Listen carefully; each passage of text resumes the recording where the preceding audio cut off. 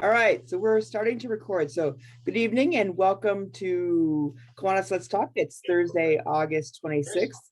Again, another month is gone. Don't ask me where it went, but if anybody finds it, let me know. And we're very excited tonight to have with us from the Kiwanis Club of Santa Fe, a Darth Vader superfan. At least that's what Ken said. So, and Ray agrees to it. So we're here to talk about Zozobra, which is the burning of Zozobra is a unique cultural event staged annually by the Kiwanis Club of Santa Fe on the Friday of Labor Day weekend. It's an exciting and fiery finale to the last days of summer.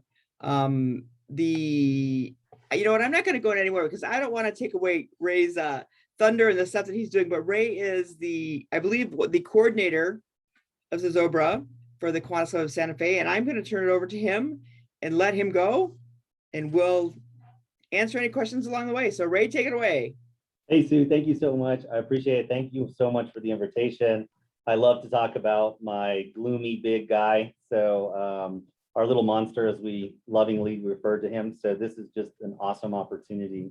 And I think this will be, I hope that you guys will learn something new. This is this crazy thing that we do in Santa Fe, New Mexico. So I want to start out the conversation, and then I have a little bit of a slideshow.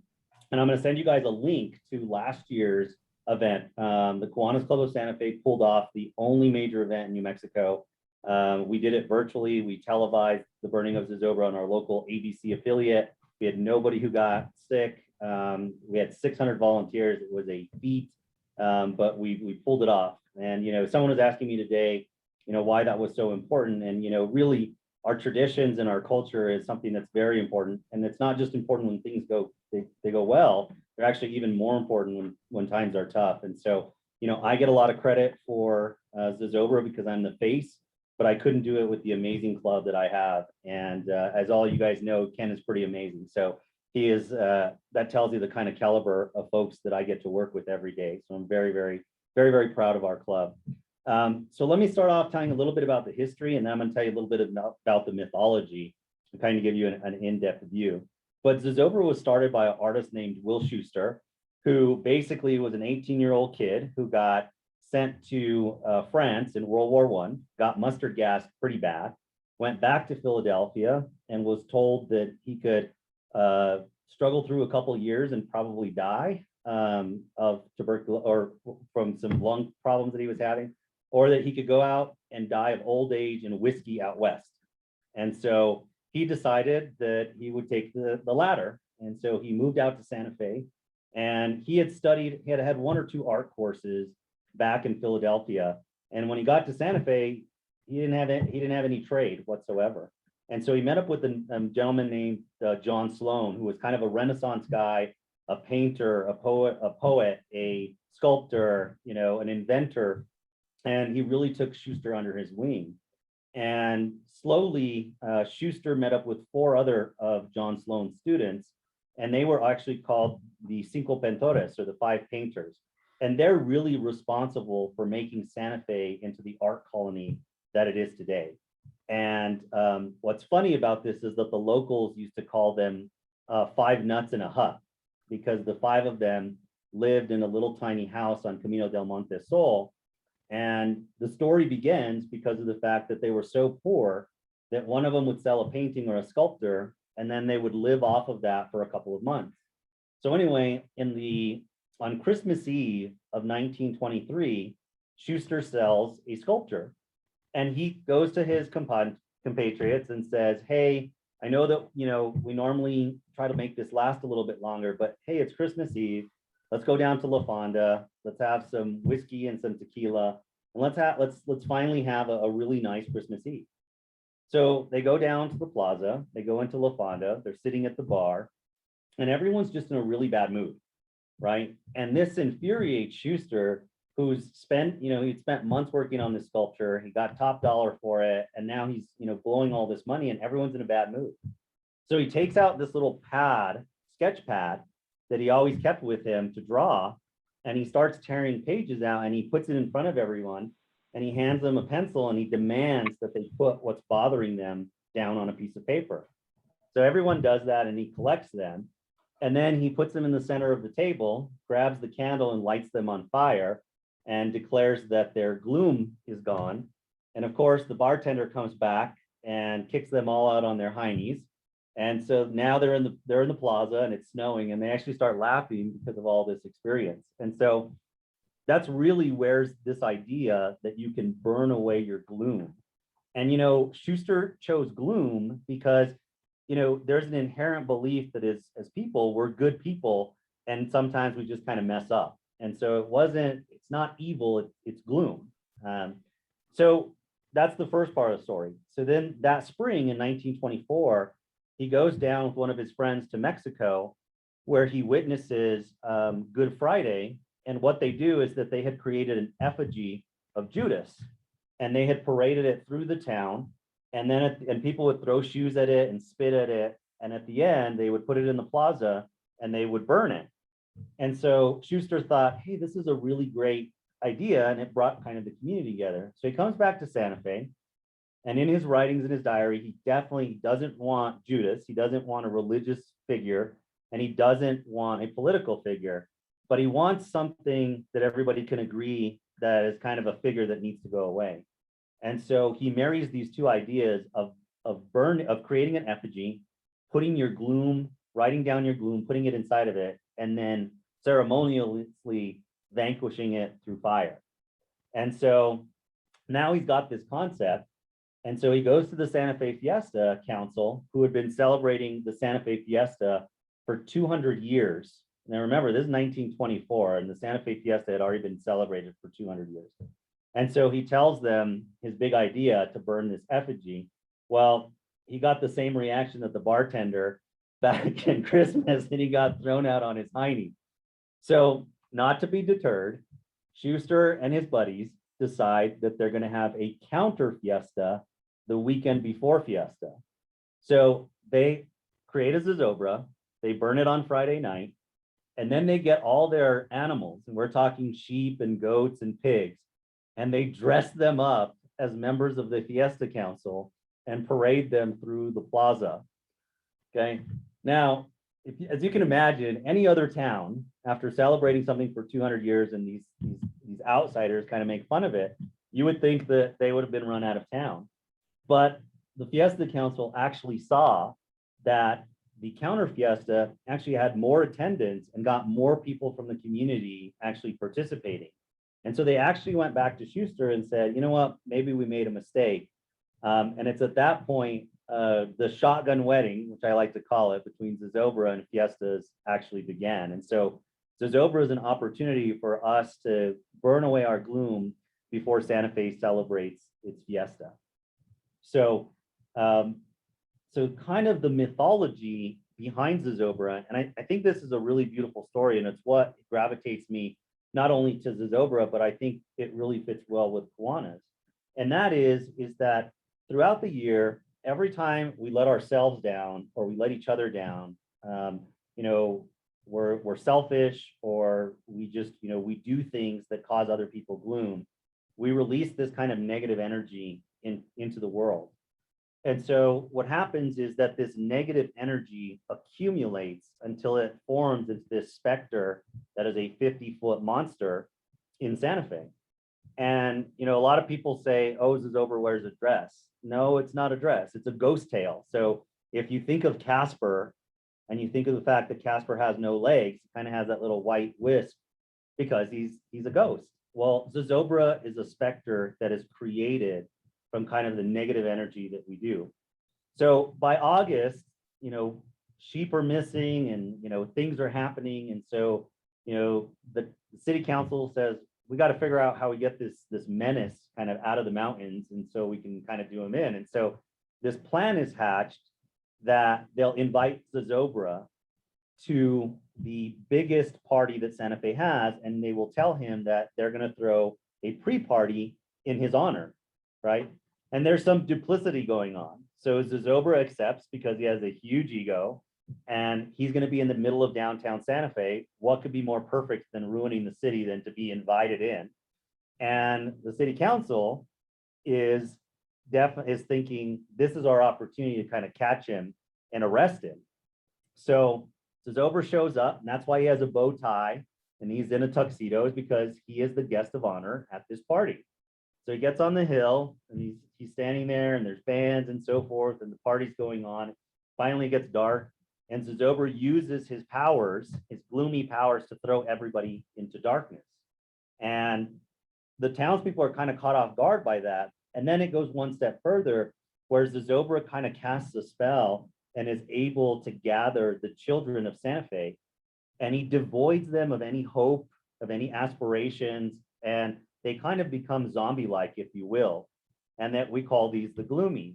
And so Zozobra's idea is he's going to use Santa Fe's children against the citizens of Santa Fe. And so they start coming down, going back into the city, and the townspeople have no idea what to do at this point. So kind of like Frankenstein, they decide, let's get torches and let's see if we can kind of scare off Zozobra. And so they come and they get their torches and they're waving them back and forth. And this, seeing the light from the flame, the kids kind of wake up from this kind of dream state and they run back scared to their parents. Well, this just infuriates Zozobra. And so he gets very, very mad. He raises up his arms and he's able to knock out their torches and knock them out. And so the townspeople that were trying to fight him just say, hey, heck with this, we're getting out of there. And they kind of run away. And so now you're left in a situation where it looks like Zozobra is going to win. Gloom is going to win out. It's going to destroy this beautiful city. And this is what's so magical and so beautiful about this story. In it, just as we created Zozobra with all of our faults and our misdeeds, we create his antithesis, which is the fire spirit. And that spirit is created when we're good to each other, when we're selfless, when we do things that are beyond ourselves for the greater good. And so just as Zozobra materialized, the fire spirit materializes. And it's a very David and Goliath, because the fire spirit's 5 feet, and Zozobra's 50 feet. And so they have this battle between the two of them, and they use different energies. And so the fire dancer really soaks up the energy from the crowd and is able to use that to ultimately defeat Zozobra. And so then, as Zozobra goes in flames and falls to the ground, we know that our gloom is burnt. And so both Zozobra and the fire spirit kind of dissipate because that energy is kind of gone. And it's that story that really is what has resonated me, and also why I'm so proud to be a Kiwanian, right? Because, in our 24-hour world where we're always checking Facebook or looking at CNN or Fox News or all that stuff, this just allows us to take a pause and say, what am I doing to create gloom in my own life? What am I doing that I'm putting gloom into the world? And what can I do to stop those? How can I be less like Zozobra and more like the fire spirit? And Kiwanis, for me, is that fire spirit. It is us who are trying to put good back into the world through our youth. And it really brings everything kind of full circle. And that's why so I started when I was 6 years old. This is my 41st year with Zozobra. And, I missed 2 weeks of law school for 3 years, which was not fun, trying to get caught up. But, it's something that really means something very, very deep and personal. And it's such a beautiful event because, in normal times, you're there with 60,000 people and you're experiencing this as a huge community. But at the same time, you yourself know what you want to symbolically give up, what you're trying to burn away, what you're trying to reset from the past.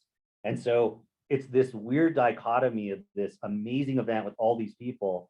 And at the same time, it's a very solitary experience. And so it's an amazing opportunity. And we want to let you know that we invite every one of you. You should come and experience Zozobra. We'll get you a hotel room. We'll set you up really nicely, but we would love for you to come and see this. And so in normal times, Zozobra costs us about $380,000 to put on a one-day event. We raise anywhere from $480 to $520, depending on the year. And so we're able to give anywhere from $80,000 to $120,000 back to nonprofits that help kids. And what we really try to do as a club is to use Zozobra's popularity. So now we have an art contest. We have a kids art contest. And so all the kids draw Zozobra, and you'll see that on a t-shirt or a poster. And for a little kid to see their art on a t-shirt, it's just amazing to be able to see. We have our national anthem contest where we allow young people to come in and sing and addition for the national anthem. You know, they get to sing in front of 60,000 people live. Last year, when we televised it, we had 320,000 folks tune in from 14 different countries. We couldn't sell tickets. And so last year we decided that we would ask folks to help us not only pay for the virtual event, but also continue to give to our charitable. So we came up with the idea of submitting electronic gloom for $1. And Ken was the guy that was printing out these thousands and thousands of pages. We raised $100,000 from every corner of the globe, and people would send us what they wanted to symbolically get rid of. And the next day was so much fun because we actually sent them this, it kind of looked like a diploma, if you will, but it was a certificate of destruction that was signed by the fire dancer that she had vanquished their gloom in Zozobra. And that was a lot of fun. We had a lot of fun with that. But you know, this is just something that I would love for you guys to come in and experience. I was gonna show you a video, but I know sometimes on Zoom it gets a little choppy.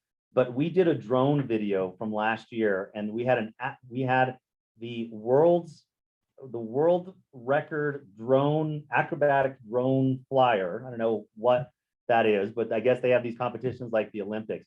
And so you'll see them fly through the fireworks and go back up. It's just an amazing experience. So if you get an opportunity, check that out. But I'm going to put that into the chat. And then I had a little bit more that I was going to say, but I'm going to stop for questions. And then Ken had a really great idea. We're actually at what we call Zozo Fest. And so this is an art show that we started about 17 years ago. And when I took over Zozobra, what had always bothered me was that the biggest piece of art, which is Zozobra, wasn't in attendance at his own art show. And so I turned to my construction chairman and said, you've got to find us a building that not only can we construct this, but we can hold an art show. And so the weekend before Zozobra, we allow the public to come in for free, look at all the art, write down their glooms themselves and stuff them into Zozobra. And so I'll take some questions, and then I think Ken's going to take you guys on a guided tour so you can see this year's Zozobra. One of the things that you will see is that in order to keep our tradition new and fresh, as we get to the 100th anniversary in 3 years, we went back in 2014 and started our Decades Project. And we built in 2014, we built a 1920s Zozobra. He was bare-chested, he had a handlebar mustache, just as he was in the 20s. In the 1930s, we built a Zozobra that was all grayscale, and we used LED lights to colorize him during the show. And that was our homage to basically, what is it, Over the Rainbow? Wizard of Oz. So, you know, Wizard of Oz starts out in black and white and then goes to color. In the 1940s, we joined with Rabbi Beryl to do a Holocaust memorial the night before. And although, you know, we didn't want Zozobra to be Hitler, let me tell you that he wore that white fedora and that white suit that that gentleman was unfortunately known for. And so we were able to kind of vanquish him. In the 1950s, he wore a Father Knows Best sweater. We thought that would be a great deal. It was hard to find gloom in the 1950s. So it was post-war and everybody was doing so well. So we threw him on a sweater. And in the 60s, we put a bolo tie on him, which had become very popular in Santa Fe. He was in John Travolta's Saturday Night Fever, white jacket with the black. And Ken's going to show you a little secret. This year is the 1980s in our Decades Project, and Zozobra is wearing the Thriller jacket from the Thriller video. So we'll love to show you guys that. So, but Sue, before he takes you on that, does anyone have any questions or any thoughts? So I'm gonna just let everyone, if you have anything you want to say, just go ahead and raise your hand and we'll ask questions.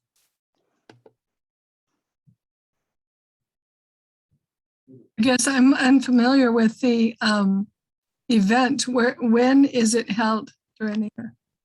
So it's every year the weekend before, or the weekend before the Friday before Labor Day. So like next weekend. Yeah. Yeah, it'll be Friday the 3rd. And all of you guys can tune in on koat.com, and we'll send out that in the chat as well. It will be live. It's 9 o'clock Mountain Time. The show is about 45 minutes. But if you want to be able to watch it, we would love for you to enjoy it with us. Yeah. Greg has a question. Yeah, how much in advance do you start building Zozobra for a particular year? I know you plan for all year probably, but how long does it take to build Zozobra? So Greg, I'm going to answer. This is a pretty funny. I'm going to answer make a long-winded answer. But when I was a kid, the Kiwanis Club built Zozobra in 8 hours. 2 hours the Wednesday and Thursday before. Then they would take off Labor Day. Zozobra used to be the weekend after Labor Day, and then the Tuesday and Wednesday. And so 8 hours is what they used to do. You know, I'll just be honest, we've had to deal with climate change. And so we've seen that the winds are really, really bad. And when you have a 50-foot effigy that weighs, 2,000 pounds, we had to really significantly re-engineer it in order to get the structure down. Now, we still use the exact same plans. The head is made out of these different boxes and trapezoids, if you will, that Schuster came up with in the 1920s. But we've had to go to 2x4s. We've reinforced them with metal corners. And so now it actually takes us about a month and a half, and we painstakingly go through every detail. We use these things called hog rings, which are upholstery clips. Yep. There's about 1 million of them on Zozobra. And, in the past, we would just hog ring it and never think anything of it. Now with the wind, those hog rings will puncture the cloth, and with the wind going back and forth, it'll rip.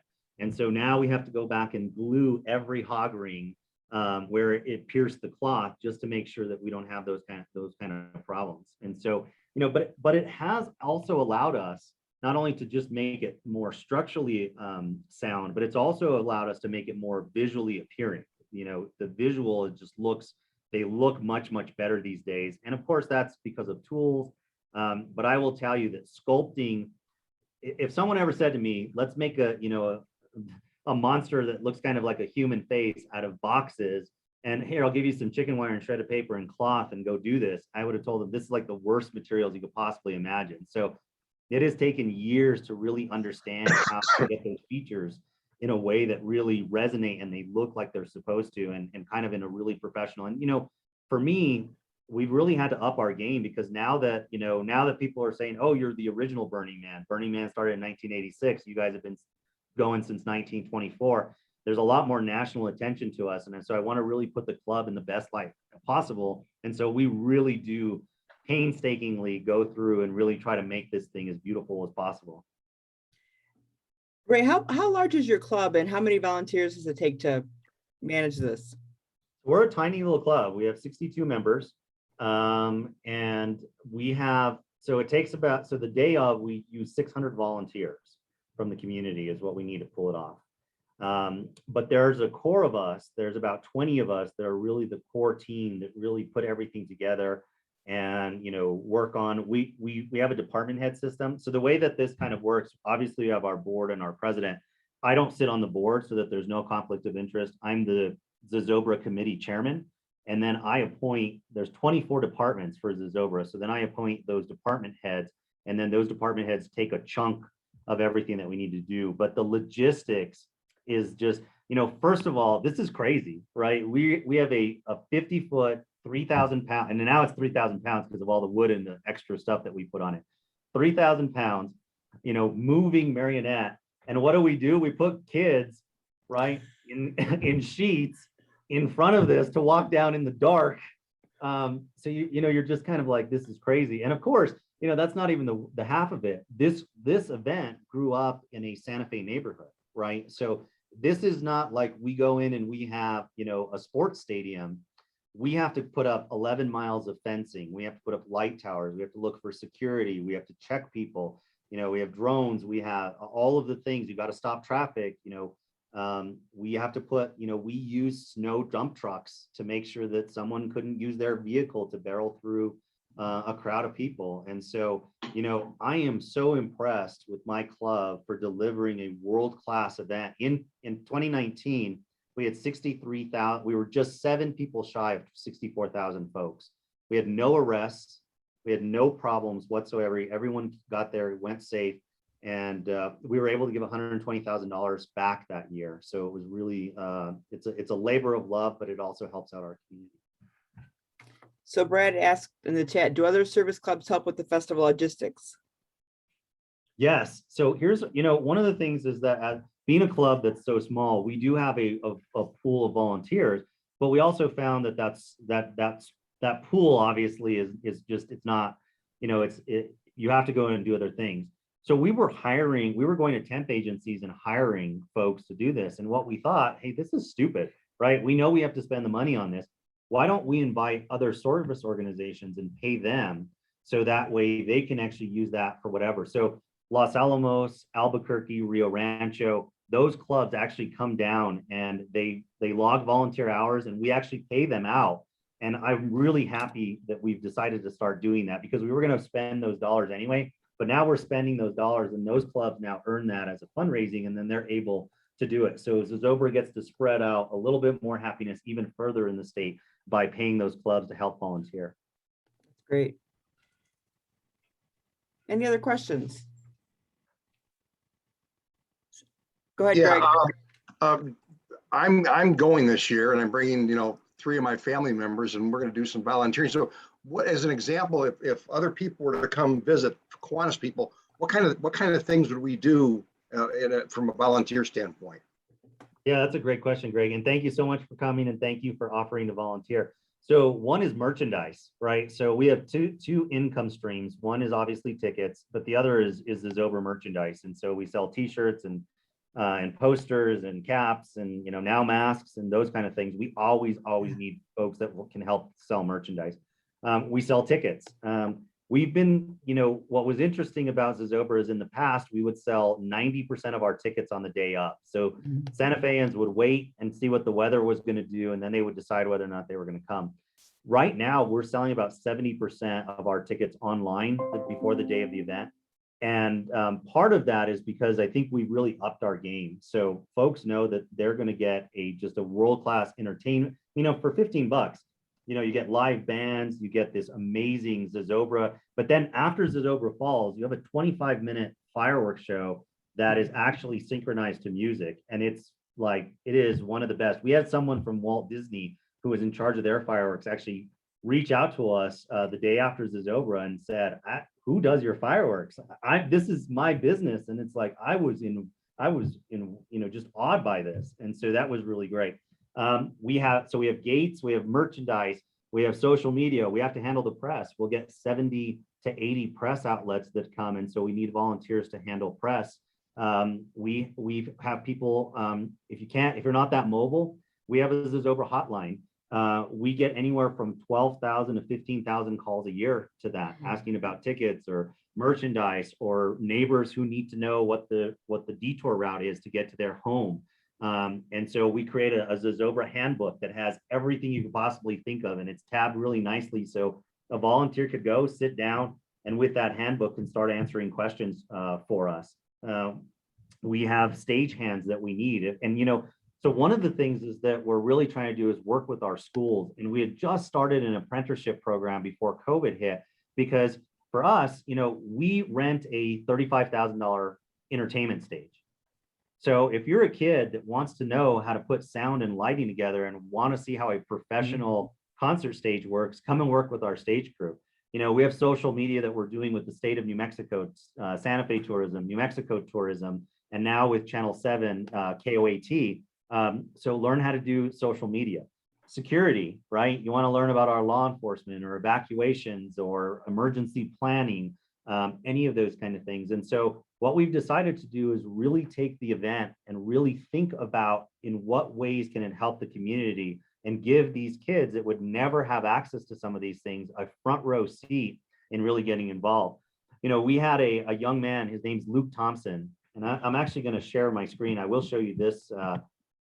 He created a PowerPoint for a local club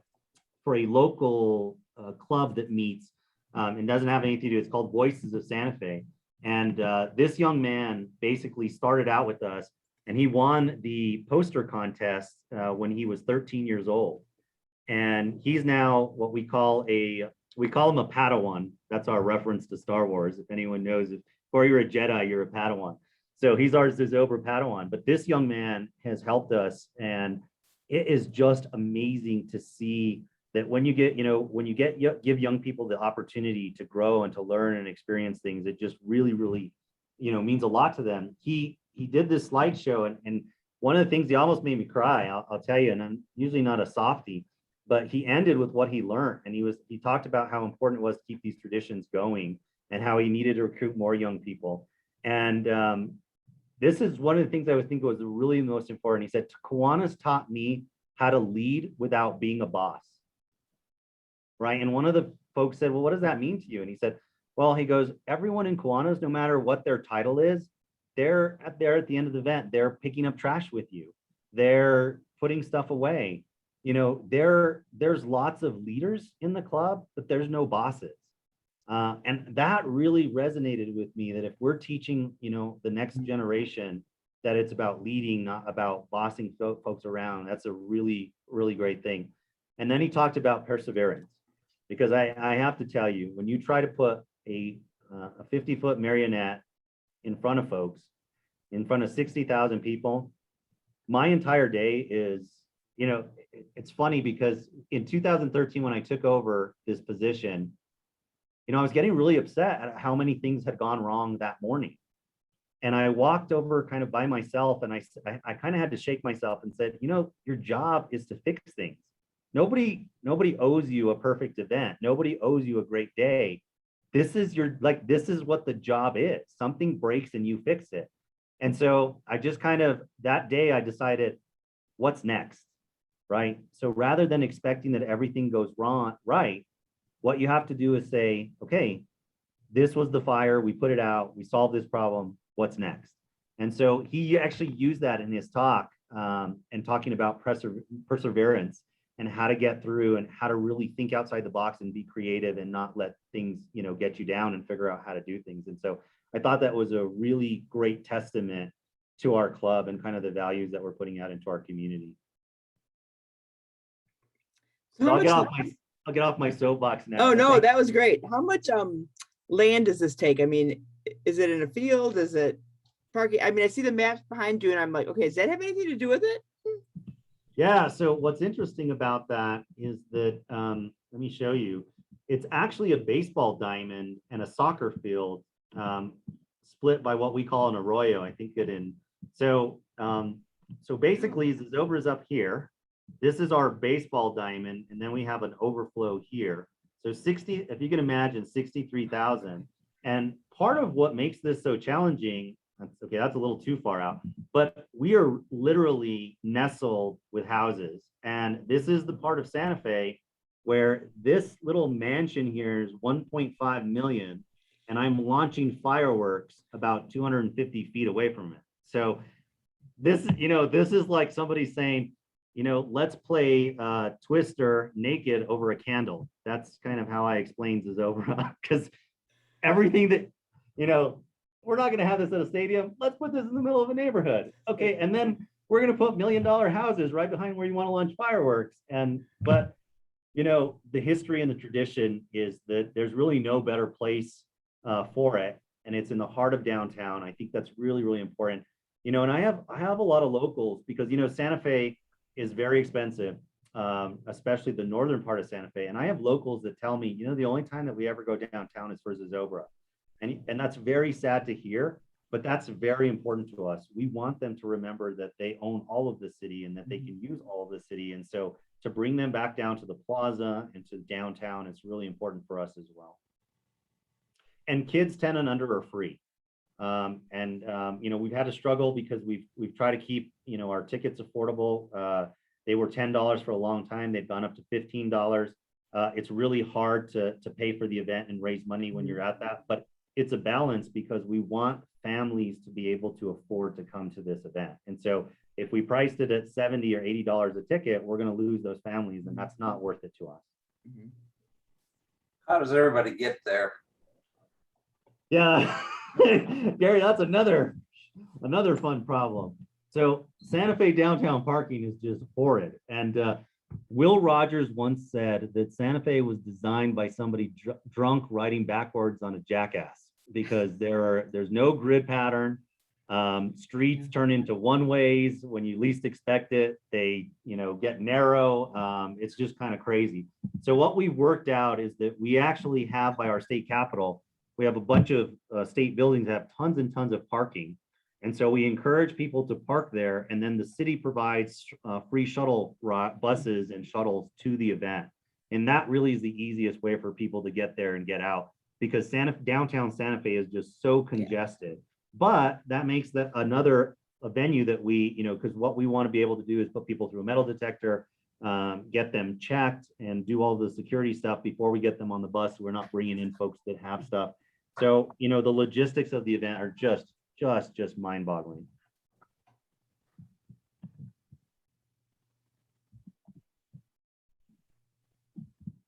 Other questions? I'm in awe sitting here looking at how big it is, and knowing that you're using 600 people, which is what we use for a football game. It's pretty insane. Yep. Wow. Well, you guys are in for a special treat, because Ken is actually going to give you a guided tour. Wonderful. Of Zozobra. So again, I just want to say, Sue, thank you so much for the opportunity. Thank you for being with us. I hope you guys enjoyed it. I hope you guys, and like I said, you have a standing invitation. So anytime that you want to come, let us know a couple months ahead of time. We'll get your room taken care of for you. We'll get you some travel plans, but we would love for you to experience this event. And we know that you guys probably have some best practices and some stuff that you guys do with events that you do that we would learn both like to cross-pollinate. We'd love to teach you some of the things that we do, and would love to learn from you as well. So I did put your email in the chat, and we'll make sure that we post it, and make sure that if anybody needs it, feel free to get a hold of me, and we can get that back out to you. But I just think that when I started looking at for programs just like that, I'm like, these are huge projects, right? And you think about 63 members. Now, is this the only fundraiser you guys do a year? No, we actually, because of the fact we run Zozobra so well, we actually do New Year's Eve on the plaza. So the mayor of Santa Fe 6 years ago asked us to come up with an event. Started off pretty small. Santa Fe is the city different. So rather than dropping a ball, we actually have a Zia, an 8x8 tin Zia that's fully lit, and we actually raise it into the sky with fireworks off of the roof of La Fonda, which is the oldest hotel in the United States. And then we were asked to do 4th of July for the city as well. And so it really helps us out quite a bit. We get paid about $20,000 to do New Year's Eve from the city, and about $15,000 for July 4th. And so those help us to do other things in the community when we're not doing Zozobra. Right. Wow. What a great relationship you have, and a great way to show the partnership between you and your city. Absolutely. And everyone, the mayor wanted to do opera in the park this summer, and he called us up and said, you guys are the ones who know how to get things done. So can we do opera in the park? And we did it. We got 2 big screens, 24 by 12, 2 million pixels. And we had like 400 people come and watch opera in the park. So it was fantastic. Wow. All right, So Ken's giving you a Ken's tour. walking. All right, so can you hear me? We can, yes. Okay, great. So today is Del Norte Credit Union Day. They are our special friends. And so this is Gabe. He's our newest member. He just moved from California. Oh, another new member. And then this is Lynette. She's in charge of tickets. She runs all the tickets. So Del Norte Credit Union gives us money for the sneak peek today. So we're encroaching on their sneak peek day. Okay, here's our merchandise table. Right. And let me just start showing you some of the art that's on the walls. So these are like posters. Look at this. Look at this. Kids here drawing Zozobra. Say hi, guys. Awesome. This is going out all over the world. We have people in Australia and Canada and all over the place. Hi, guys. Thank you. So they're doing, okay. So this is a little stage that we're going to have entertainment tomorrow. And Zozobra is right behind me. So let me just turn around here. Well, we'll show you the posters here. And so this is Zozobra's head. This is his head this year. I'm going to try to get a little closer to give you a little perspective. So let me change my camera here real quick. So I am,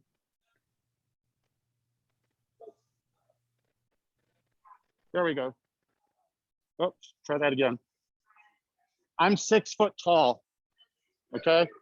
I am standing on his nose.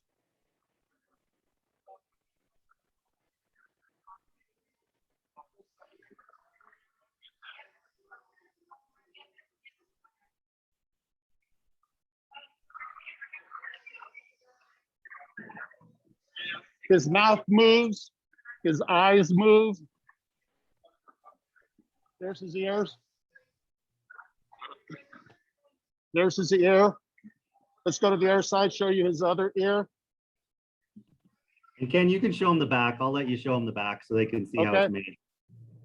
So this is like super top secret. Nobody gets to ever see the back of this thing. This is how he's constructed. I'll let Ray talk about this. So again, you can just see that these are all these weird boxes and trapezoids that are put on a center post and then held together with chicken wire that's then stuffed with shredded paper and then cloth. And that makes up our monster's head. So, and there's a pin that fits into the chest frame that allows the head to pivot back and forth and allows us to move it. There's a pulley there for the mouth to make the mouth work. And we actually have now moved over to radio controls for the eyes so that they move together in sequence. And when we first started, they just could go side to side. Now we have a 360 so they can look anywhere that they need to look. Okay. Now let me go show you his back the other way because you can go the other way because keep going that way, Ken, because you can get to the hand better that way. Oh, okay. You can show them our Michael Jackson Thriller jacket for the 80s. All right. So I'm walking up on his hands now. This is his right hand. So here's my hand. This is his And thumbnail. any of you that are Breakfast Club fans from the 80s, you'll remember that at the very end, he puts his hand up as he's walking away. That's what Zozobra's doing. So. And so he's sleeping right now. He's laying down. Here is his Michael Jackson jacket that he will be wearing. Here's the pin that Ray was telling you about. There's the pin that his head will sit on. So this is the top part. I'll come back around here so you can see his jacket.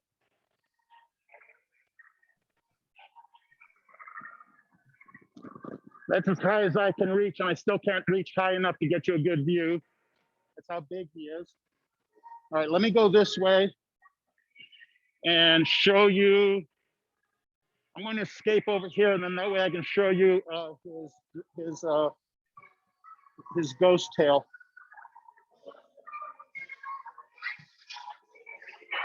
Of course, Kiwanis International there. They have logos all over the place. There's a last year's poster. I want to show everybody this real quick before I go show you the tail. Definitely have our mission up here.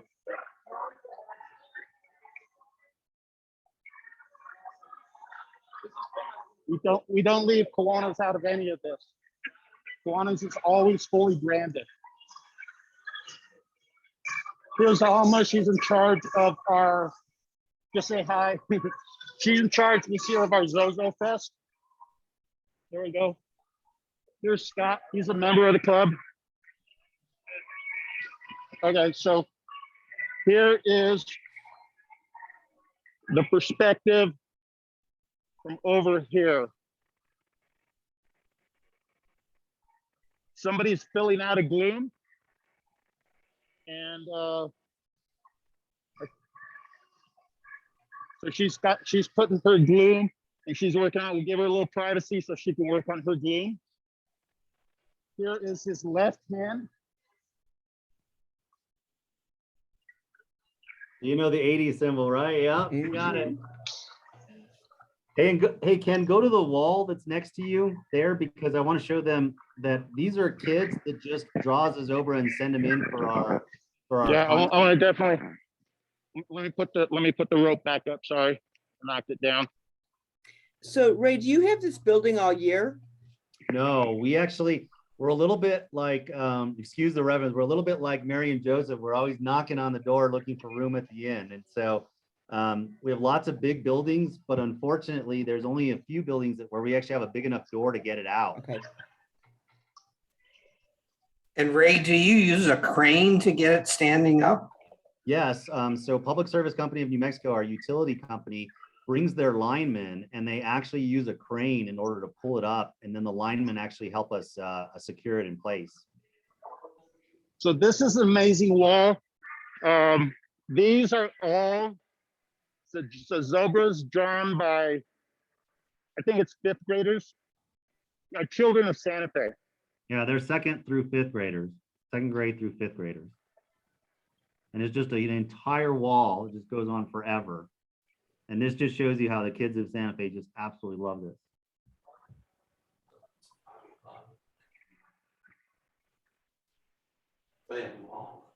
And I got to tell you guys that when we have to try to choose from some of these drawings from the kids, it's so difficult because they're just so adorable. All of them are so adorable. And so it's really hard to pick one poster and one t-shirt, but just the wall goes on and on. I'm just showing you the top part. I'll go down the middle now.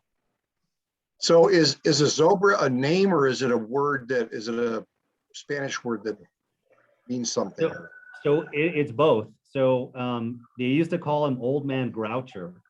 And so Will Schuster went down to the editor of the New Mexican, the paper, and they looked in the Spanish dictionary and they found this word that meant gloom and shipwreck, and it was Zozobra. And so Schuster at that moment was like, that's it, that's the name. And so Zozobra is definitely a name in Santa Fe. Santa Fe is about 56,000 people. So the fact that we get 63,000 folks is amazing. So almost everybody in town shows up. So if you ever want to rob a bank, we have every cop and almost every person in the field. So it's a good day. Just kidding, just kidding. This, I love this photo. This is a good image of our fire dancer. So these paintings are done from the 1980s. So you can see Zozobra as the Shining, coming through the door, and you can see Zozobra as Yoda, and it's amazing. Risky business. Zozobra is risky business, and so this artist had a lot of fun with our theme, C3PO. So That's kind of fun. Indiana Jones, Freddie Mercury. That one's Labyrinth, Ken? Is that one? Yeah. Labyrinth? So we're just having a blast with this Decades project because it's really allowing to just breathe new blood and new energy and do something a little bit different into it. A tradition that's 97 years old this year. This lady here is the artist of some of this work. All of that. That's her entire section. This is her section. There you go. E.T. phone home. Jabba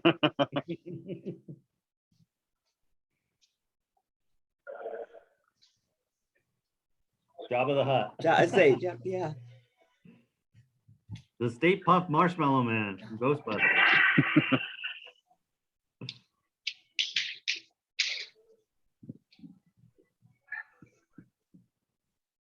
This one might be a little hard to see. This one's a Pokemon playing card. So the artist Did Lucas drew this one, right? Yep, absolutely. So this is Lucas right here. He is a total Zozobra nut beyond belief. We have Zozobra nuts, and then we have Lucas. And he's a member of our He club. knows. Oh, is this Matt? Is this Matt? This is our construction chairman. He's the guy in charge of building all of this stuff. This is Matt Horowitz. He's actually an art restorer. And it's a Zozobra restorer. And is a Zozobra restorer. There you go. Yeah, And every this time I guy make a here boo-boo- is a past president. Well, Matt's a past president of our club also. And this is a past president of our club. He's the guy who designs the hands every year. This is Scott Wiseman. So the hands that you just saw were designed by Scott. We are broadcasting around the world to Sue, international past president. This is Sue right here. And she does this thing every Thursday night called Kiwanis Let's Talk. And we have people from all over the place. Michigan, we have Tony from Australia. I think we have some Canadians. We have lots of people across the United States. She does this every Thursday. And this week it's Zozobra Thursday. Oh, man. You're an excellent host, Ken. There you go. Not surprised. So how late this can is we a send cool our one. glooms in? So you can send, so you go to burnszosobra.com. There is a opportunity for you to send us your gloom. You can upgrade and add a document. People will send in their divorce papers or a picture of an ex that they don't like anymore. And you can even upgrade and tell us whether or not you want it in. My favorite place is the place where Zozobra's heart should be. But people can pick the arm or the head or different things. And again, I don't make any false claims about this. I'm looking to get your money for you because I want to make a child's life better. So anything I can do to help us fundraise and make a child's life better, we're going to do it. Yeah, you got to show them the Lego. We got to display. check this out here. This is, how do you want to describe it? Introduce yourself and describe it. My name is Robert. This is the Lego Zozobra set 2021. You've got 5 different themes going on here. You've got it based off the Zozobra glass last year with the Darth Vader Star Wars, right as your main centerpiece right there in the middle. Then you have like over here, well, let's just show you a little bit. You got like the cantina from Star Wars. You got all these characters in there. They're all having. You got like R2D2 right here. These are all Legos that he's put together to make this happen. You're looking at about 30,000 Legos, roughly. I don't know if you can hear them. I'm saying it's 30,000 Legos. So you have them with wings, you have them with things, you have different space characters in there as well. You got like a little merchandise stand over here too, like the little drawings are showing some of the shoulder shirts and stuff like that. You even have people in line right there. You got the whole setup. You got people with jetpacks being able to look over and see what's going on. You've got, of course, the Millennium Falcon right there. And then here you have the Zozobra. So check this out. That's the Zozobra. This is the Zozobra glass made to look at the So one of the projects that we had put together is something called the Zozobra glass. We obviously don't show the glass. The bars around here say buy our glass. You give us $1 for the glass and you buy your Zozobra and your margarita. Hey, Ken, we can't hear. You can't hear me? No, the audio is pretty bad. Let me try disconnecting my Bluetooth real quick. How long does it take for him to burn? All right, how about that? Can you hear me there? That's Yeah, we better. can hear you. So it's pretty correct. So if he lights on the bottom, Any luck there? Can you hear me now? That's good. yeah, we can hear you. So if he lights on the bottom, it's 2 minutes at the most, like just gone, right? So Schuster actually came up with, if you put a firework inside his mouth and you ignite it that way, what happens is he has to slowly kind of breathe fire. And the hair is made out of pom-pom. If you think about like a cheerleader's pom-poms, it's the same concept because you have a wire that's holding it together. And so the idea is that as that flame comes over the face and starts the hair on fire, it starts falling onto that ghost tail, and that's what ignites him. If you can get that done, you maybe get 6 minutes, but 2 minutes is it's all flammable, and so it burns quick. So the question, did you ever have a Zozobra that was too scary, or are they all pretty cartoonish? We try to make them a little bit cartoonish. I think that, we don't, obviously this is something for kids. Again, this is about gloom, not about being evil. And so we want to make sure that we're not doing something that would look, really, really scary. Although I'll tell you that when we were kids, none of us in Santa Fe ever heard about the boogeyman because, our parents would tell us if we didn't behave that Zozobra would come and get us. And that scared us because we saw Zozobra every year. So we behaved very, very well. Is this year's kids poster? No, that's by the stage. It's right next to the stage. It's the one with the boombox for the 80s. Oh, okay. It's the two little ones hanging up by the stage. So we have an 11-year-old who did the Zozobra with the boombox, jamming out. Well, they both have a boombox, but the New Mexico boombox, and then the poster was kind of done as digital art. And that was by a 13-year-old young lady who's just very, very talented. So one was drawn and one was digital, and we thought that was a good mix because we wanted to paint, both to just hand drawn, and then at the same time we wanted to encourage folks who are starting to do digital. That's this year's T-shirt, and then this year's poster is totally rad. So you have Zozobra with the mohawk. Can't go through the 80s without thinking about the mohawk. I think I'm going to go over to the merchandise table and show them some merchandise. Okay.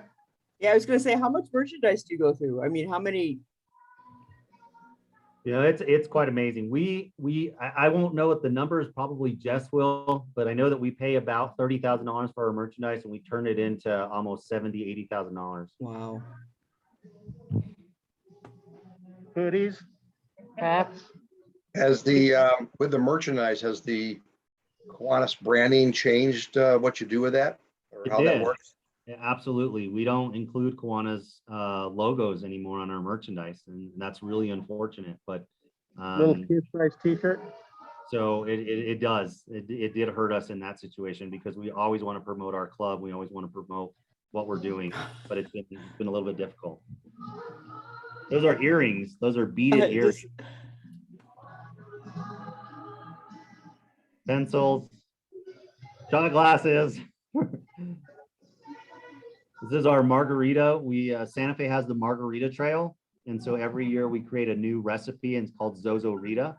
That's our bobblehead. So again, we just look for partnerships. And again, this is about us being able to pay for the tradition, but then also give something back. I love the face mask. Aren't they great? That yellow just came out. Yeah. Beautiful. Yeah. So here's boxes and boxes and boxes of hats and T-shirts, and she does excellent putting everything together. She organizes this 100%. Yeah, Jessica's awesome. That's our specialty. Show them our specialty T-shirt. We took the Michael Jackson. Go back, Ken. What was that? Go to the specialty T-shirt with Michael Jackson. We took the Thriller album cover and we decided to have a little bit of fun. And so Zozobra is the.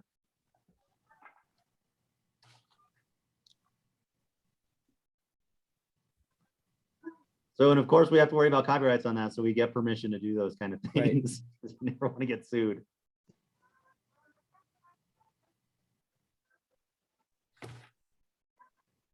So there's about 600 of us, Barbara, that we use as volunteers, and probably a core group of about 20 in construction. But it takes about 600. It takes 110 people to get him out of the warehouse onto a truck and then out because he weighs so much. So and a lot of the shredded paper comes from the Santa Fe Police Department, so we think that's appropriate because those are probably some pretty gloomy documents. Wow,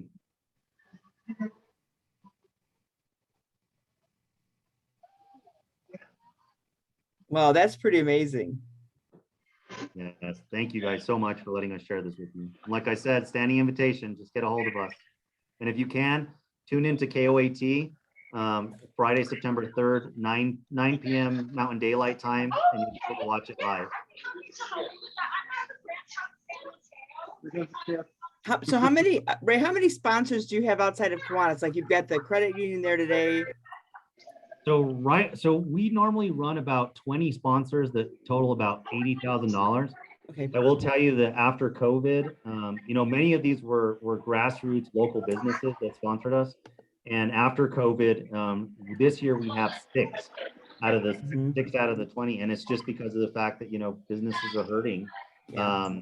And so we've been really fortunate that the six that we had remaining really stepped up. Our local utility company provided $100,000 so that way we could limit the crowd from 60,000 people to 10,000 people.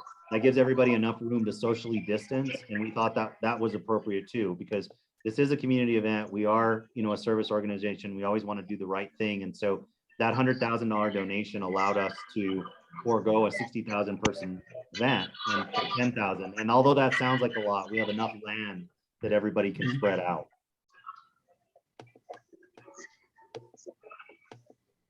Amazing, simply amazing. I'm gonna go do my gloom. Don't worry.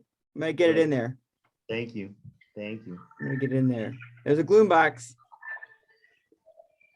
Those are all over town right now. So Wow. So does anybody else have any questions for Ray and Kenneth? Who's out giving us the tour? That's pretty cool to see it behind the scenes like that. To see it behind the scenes. Yeah, what percentage of the income comes from Santa Fe?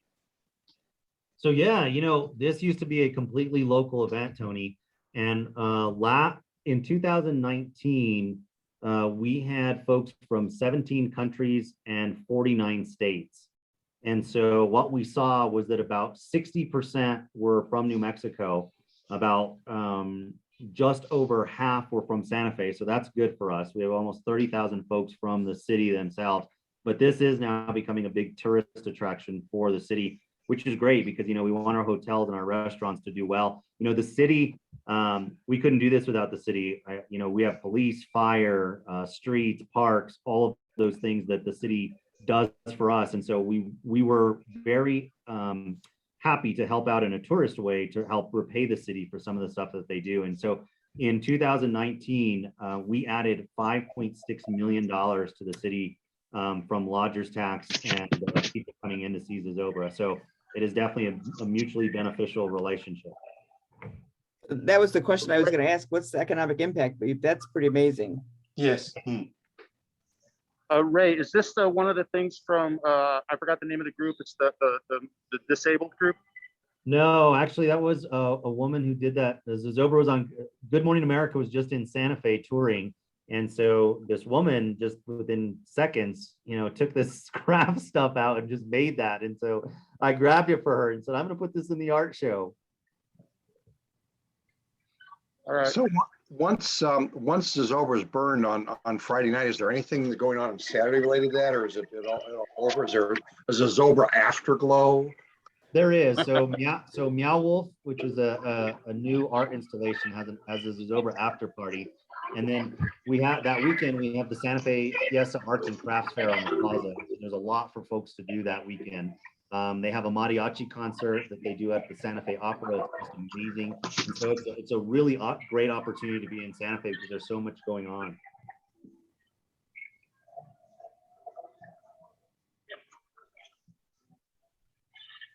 Amazing. Well, gentlemen, we're going to thank you for giving us the tour tonight. And I know that I've marked it on my calendar for either 22 or 23, but I'm thinking maybe I need to wait till 24 for the 100-year anniversary. Yeah, we're going to really blow it out of the water for that one.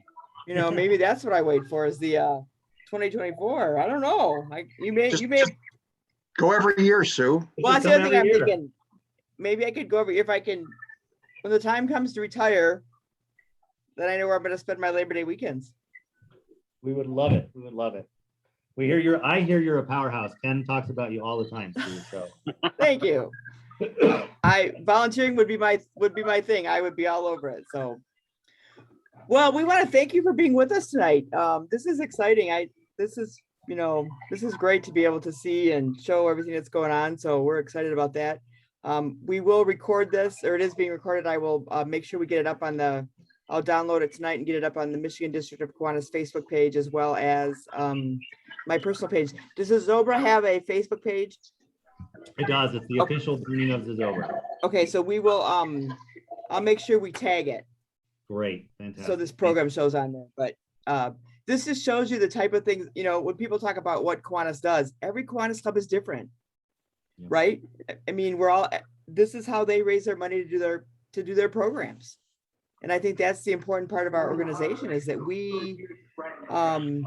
that's how we're doing it, right? We're whatever it takes to do it, but knowing that this focus is there and what you're doing, this is amazing. You know, I'd like to say something about that real quick. A lot of times, especially a long time ago, but not so much these days, we were always tagged as a check writing club because we gave away money to kids, right? We give it to nonprofits who benefit children. But look at this. Is this really the project of a check writing club? Really? This is not. This is not. There's so much more in this.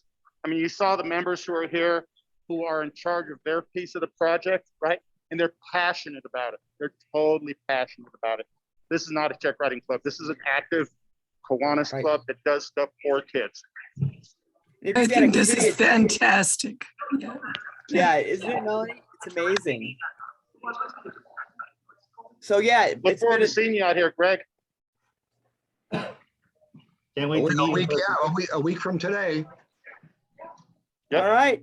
Well, thank you. I'm going to stop the recording, but thanks everybody for being with us tonight. We'll see you next Thursday night. It's amazing how we're kind of winding down the season already, but I'm waiting for confirmation on next week's speaker. We had one that we had to do some switching around. So as soon as I know who our speaker is, we will get that out on the Facebook page. But if not, we will talk to everybody next week. Have a great weekend. And thank you to the Santa Fe, New Mexico Kiwanis Club for being with us today.